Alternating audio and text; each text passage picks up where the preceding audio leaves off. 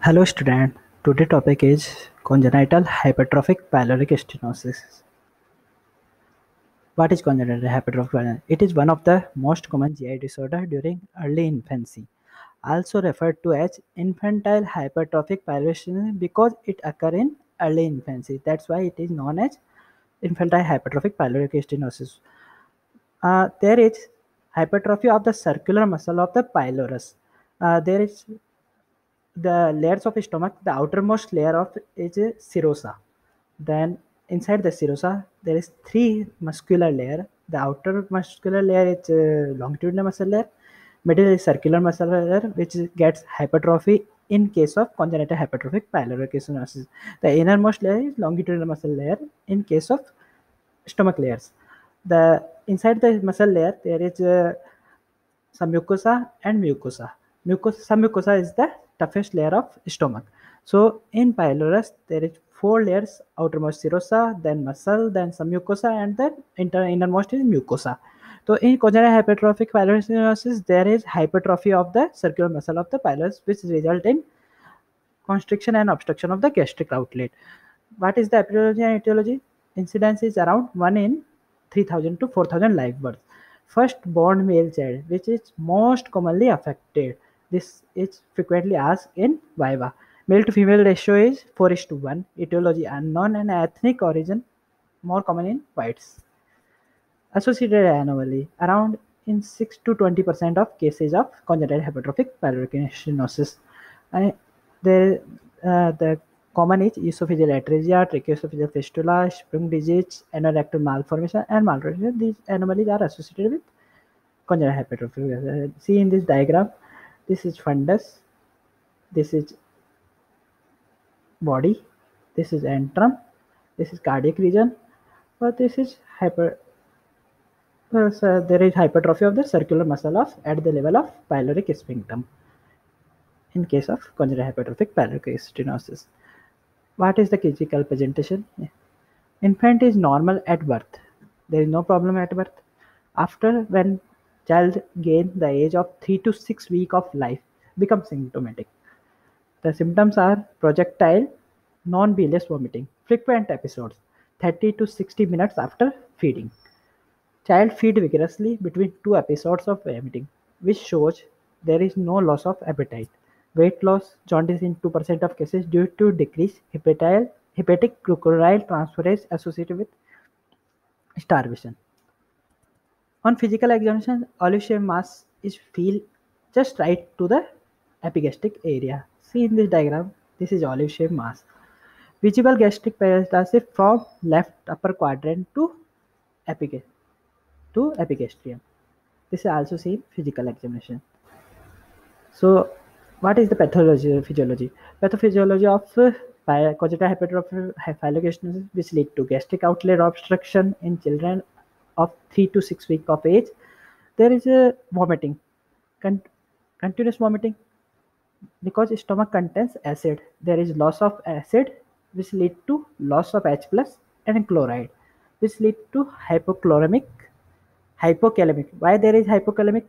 Because due to continuous vomiting, patient become dehydrated. Also, there is loss of sodium. So, kidney tries to preserve sodium and water. In distal convolutional tubule of nephrons in kidney, there is sodium potassium hydrogen pump. Kidney try to preserve sodium and excrete potassium and hydrogen in the urine.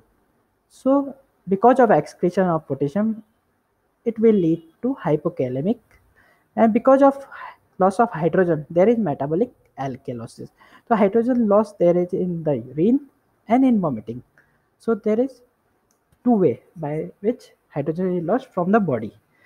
So, initial alkalotic urine become acidotic, which lead to paradoxical isosuria. So what will happen in the congenital hypertrophic pylorocystinosis? There is hypokalemic metabolic alkalosis with paradoxical aciduria. Understand? With secondary respiratory acidosis. How will you diagnose? History and physical examination. If If age is around 3 to 6 weeks, olive shape mass is palpated, no additional diagnostic testing is necessary. If olive is not palpated, then what will you do? Abdominal ultrasonography and upper GI endoscopy. Abdominal ultrasonography is the investigation of choice. Sensitivity is around 95%. What is the abdominal ultrasonographic measurement of pyloric region? In case of CHPS, pyloric muscle thickness is around more than 4 mm, pyloric length more than 7 mm. In presence of functional gastric outlet obstruction, and transfer diameter is more than 13 mm. These values are very important. This abdominal sonography value of pyloric CHPS patient. Upper GI endoscopy when USG is inconclusive or there is atypical presentation. Barium swallow not done now these days. The signs are important. Sting sign, shoulder sign, double trachea. The strict sign means indicating a narrowed, elongated pyloric channel that does not relax. This is narrowed, elongated pyloric channel which does not relax. This is duodenal valve. This is body fundus, airfield fundus. This containing contrast, which is barium contrast. This is normal airfield fundus body. There is no constriction like congenital hypertrophy. So sting sign because of constriction, yeah, narrowed pyloric channel. Other sign is shoulder sign caused by hypertrophy of the muscle indenting the antrum. Double track sign caused by redundant mucosa.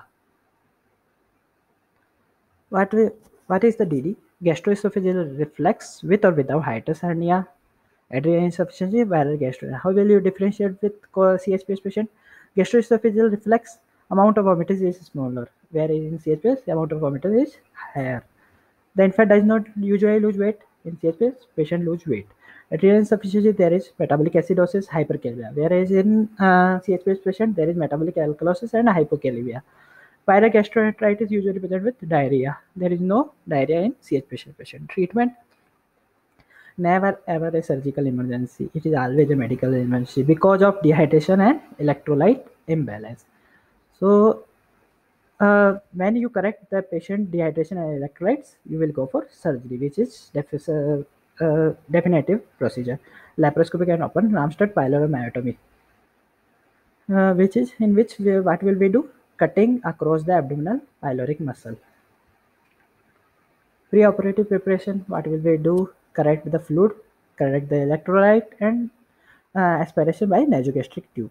How will you correct the fluid? 0.9% normal saline at bolus 20 ml per kg. Or then after maintenance fluid 0.5% saline, 5% dextro plus add 10 to 40 ml equivalent per liter KCl. Once the urine output become normal, then you will go for surgery.